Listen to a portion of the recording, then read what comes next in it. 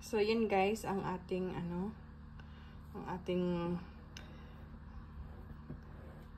green beans or munggos with pusit or shrimp. Pusit or squid. Yan. Ready to eat guys. Yan lang ang aking kakainin. Nagkain kasi ng bread yung aking kulot. Yan yung tira niya. Kaya makalat. Ngayon nasa shower siya. Yan yung kanin ko guys. At saka yung ating sausawan na toyo at suka. At itong ating specialty na munggo. Yan lang po guys. Thank you for watching. Hello guys. Good evening. So good evening na ngayon because it's already 6 in the evening. So now, what we're gonna do, we are in the kitchen. A long time I never take a cooking show. So now I cooking the green beans or ano yun, yung munggos sa Bisaya. I-stir fry ko siya guys, yung munggos. At ang halo ko ngayon ay squid or nuko, pusit. Yan, pusit ang halo natin ngayon. Naka-slice na ako ng pang-ano natin, ng repolyo. Wala tayong ano ngayon guys, wala tayong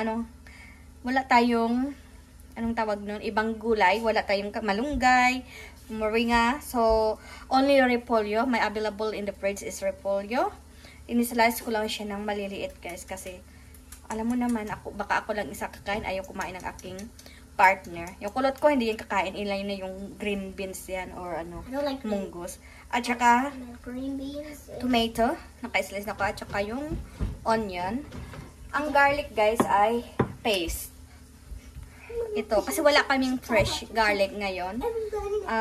Kaya, buti at bumili ako ng ganito, pati yung ginger paste, in case, diba? So, yung ating yung ating munggos ay naka-boiled pa. I boiled it first. At yung ating papakita ko sa inyo, yung ating pusit or squid ay nakababad pa kasi frozen siya guys. Long time I never eat the munggos or green beans. So now I feel to eat the munggos, so that's why I boil it first, the munggos to soft guys before it's not fry guys, stir fry kasi hindi naman siya prito, hindi naman siya fried, kundi lalagyan natin ng sabaw. There's a soup, so just stir fries some oil and we mix it and put a little bit of water. So just a little guys, because you know that I'm alone to eat, so just I cook a little kasi baka ako nga lang ang kakain, so masasayang lang kasi mostly every time I cook a lot, my partner sometimes is just fresh cook. That's how he eat, and my kulot as well, just how he eat. The preheat guys they doesn't like it, so must be fresh to cook then they eat. So I'm alone to eat the reheated food from the fridge. So now let's wait until our green beans is cooked and our squid is slicing. Then we start to cooking show. See you then. So ayan guys, cook na yung ating nag-dry na nga siya, natuyuan ng tubig. So I transfer this one kasi mag-stir fry tayo dito sa. Ito lang din gagamitin ko kasi konti nga lang. Ililipat ko dito kasi malinis naman ito pag Mommy don't like the green beans. I'm not saying you eat that, okay? It's not yours, it's mine. Yeah, but you just squid. I just want to eat the squid. Nag-dry na siya, guys. You didn't told me that it's burning na.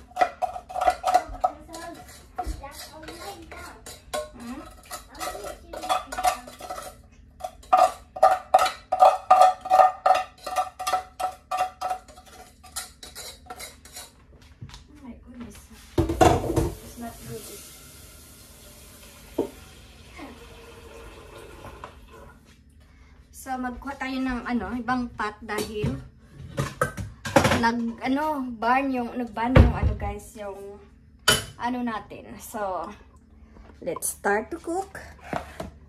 Yan. Squid.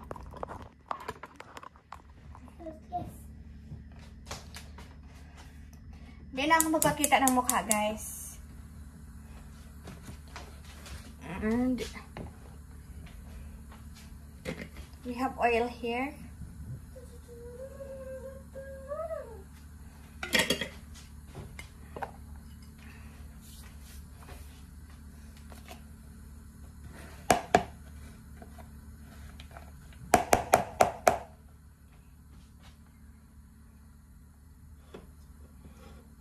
So, ayun nga, yung natin. Ito yung squid, guys, na cut na natin. Siya, medyo marami siya. Half kilo yata ito. Now, we put the onion. Kasi nga yung natin, yung garlic ay paste.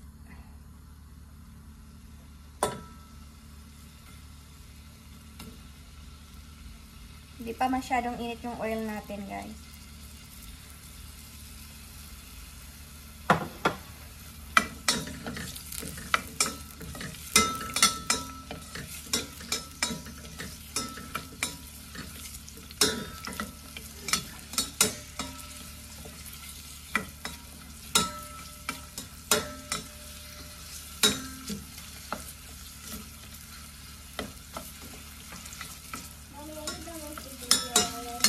No. Just load it. Okay, I'll go to bed. Yeah. Then I call you when I finish because we shower, okay?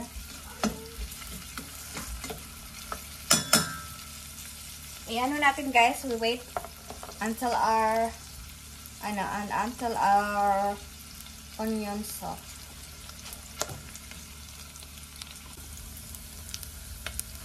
So ayan, guys, na yung ating onion.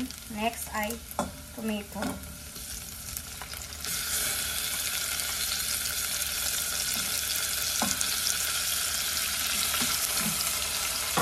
Malaking hiwa ng ating tomato, guys.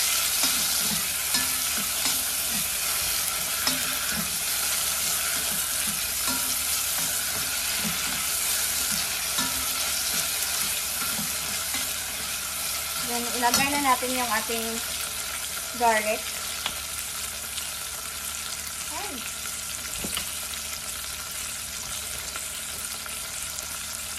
Pwede yung fresh garlic ang ilagay nito, guys. Pero wala kaming, sinabi ko kanina, wala kaming fresh garlic. So, fresh din naman to, pero naka-taste na siya. Yan. Para may lasa yung ating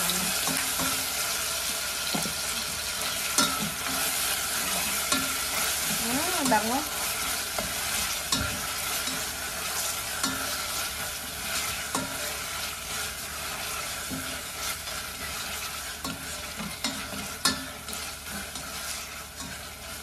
Masarap talaga, guys, pag biniblend yung natin, ingredients. I like to blend the onion and garlic. Nanonood ang sarap pag ihalo siya sa meat. Marinate mo siya. Gagawin mong sauce. Then next, ilagay natin yung yung ating squid. Malinis yung kamay ko, guys. Kailangan natin kamayin kasi may tubig. Yan.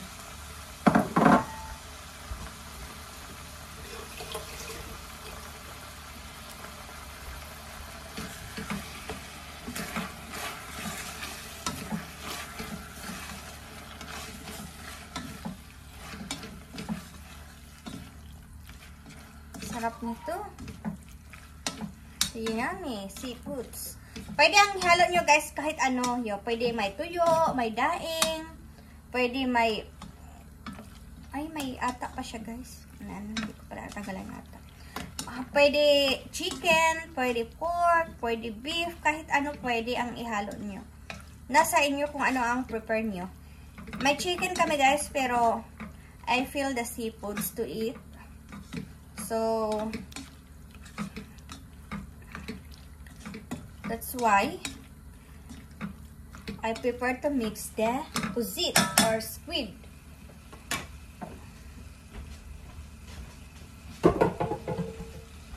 Next, we put the salt.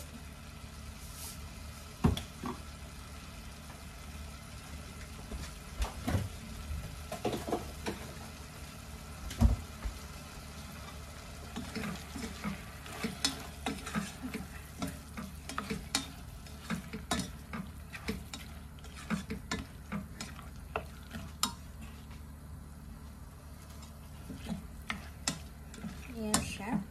Half cook lang natin yung ano guys, yung squid. Kasi madali lang ito maluto eh. Baka mag-rubber.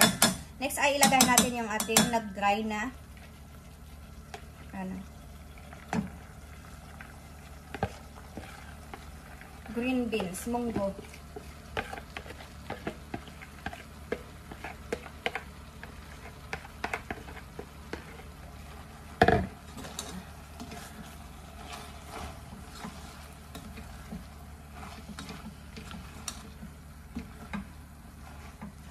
Nag-black siya guys kasi may ano pala, may ink pa pala yung ating squid.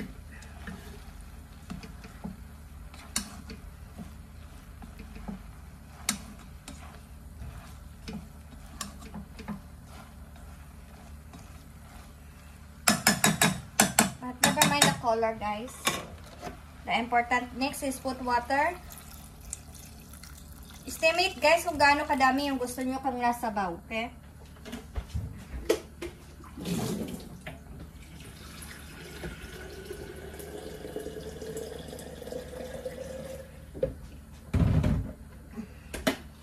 Two and a half cups is okay na guys pag marami na ano sabaw. Ano ba yan?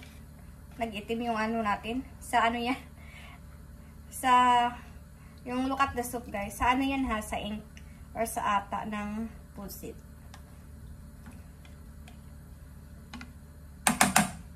Nilinisan ko naman yung ano pusit pero mayroon pa palang. Let it boil guys. Then, we wait when it boils.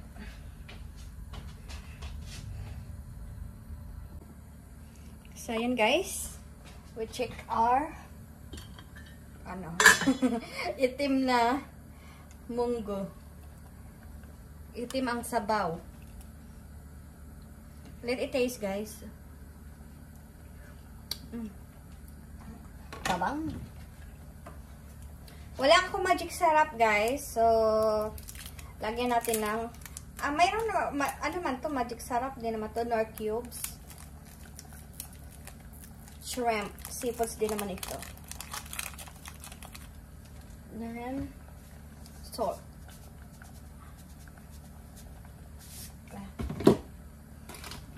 Then,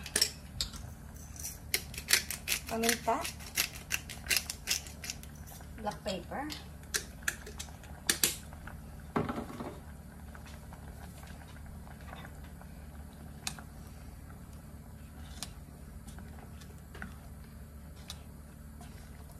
Mayroon kaming ano guys, leftover na rice sa fridge, kaya hindi ako magluluto ng ano, ng rice.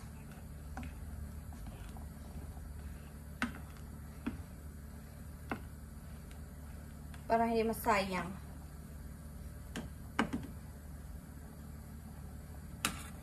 Kasi luto naman itong ano guys, yung munggo natin. So, saglit lang yan lutuin kasi yung squid ay madali ang luto lang yun guys. Kasi mag-rubberize yun pag matagal ang luto. Kaya, pag seafood, saglit lang talaga yan ang luto. Madali lang. Wala lang 20 minutes to 30 minutes. Tikman natin. Naano talaga ako sa black soup natin.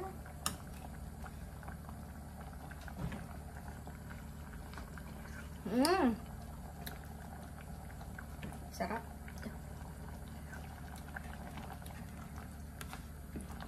Nag-worry din ako kumain ng ano guys, lagi ng munggo dahil nasa malamig tayo. Baka masakit pa naman yung yung paa pag matagal maglakad at nakatayo. Baka may arthritis na tayo. So yan. At pwede na natin ilagay ang last ingredients natin.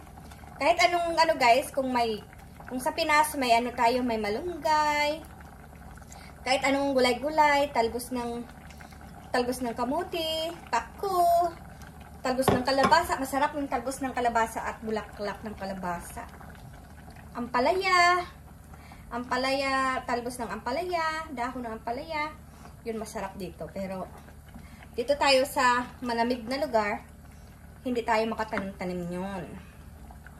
Kaya magtiis na lang tayo sa madali na mabili dito, repolyo.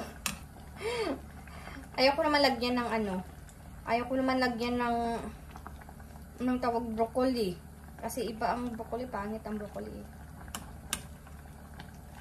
Yeah. Takpan lang natin saglit din. It's ready!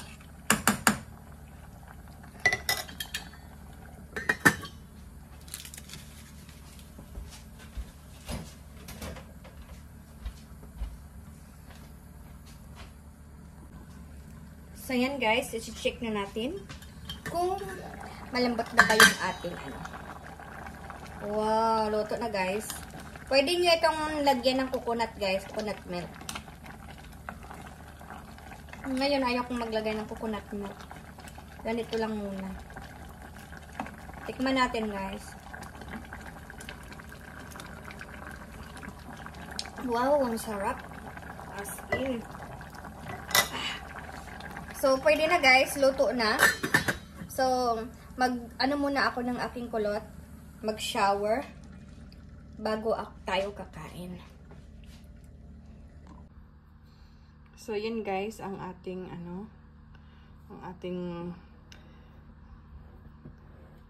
green beans or mungo's with pusit or shrimp.